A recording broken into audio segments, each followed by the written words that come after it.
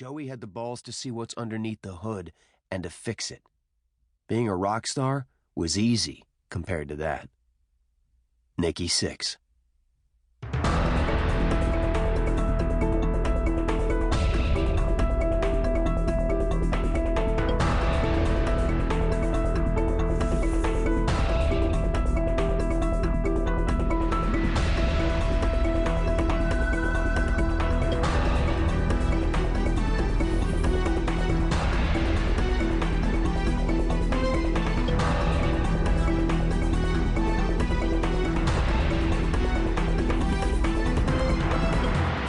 Introduction. Scared shitless. When I stepped into the lobby, I felt my stomach rise up into my throat. Tears started streaming down my face. This was the Marlin Hotel, a jet-set place a couple of blocks off Ocean Drive in South Beach. I was completely losing it. Surrounded by palm trees, Ferraris, halter tops, and those exotic drinks with the little umbrellas, and here I was crying so hard I was barely able to stand.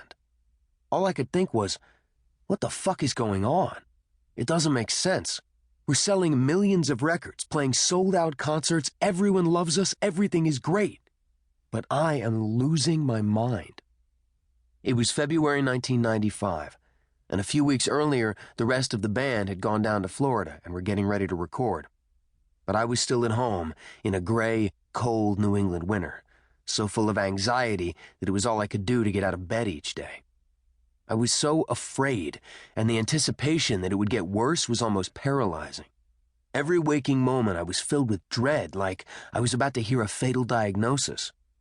I just wanted to get this feeling over with, but the despair, the emotional weight, and the anticipation of more of this misery had become misery itself. After a while, the pressure got so bad that I drove to the airport and caught the next plane to Miami. I was hoping that throwing myself into my work might pull me out of this funk. I walked through the lobby and straight into the small sound studio inside the hotel when the pain took over. I stared at the drums that were set up for me, but I couldn't even think about playing. So I stepped out of the studio and a flood of emotion started to overwhelm me. I could barely see through the tears. Bob Timmons was standing just inside the door, talking to some guys from our crew. Bob was a well-known rock and roll therapist.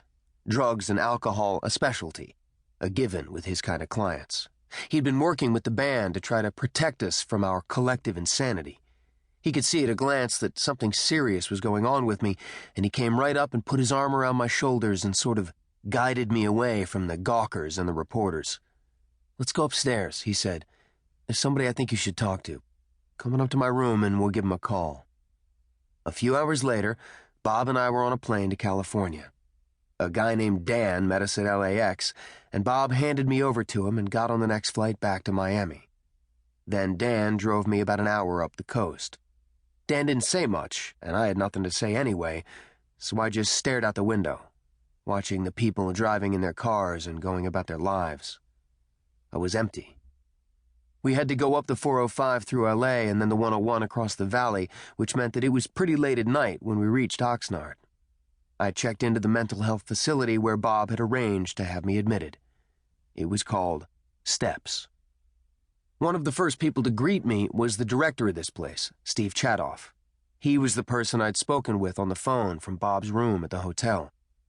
The not exactly technical term he started using to describe what was going on with me was nervous breakdown. His administrators booked me into a private room, supposedly a courtesy for a rock star.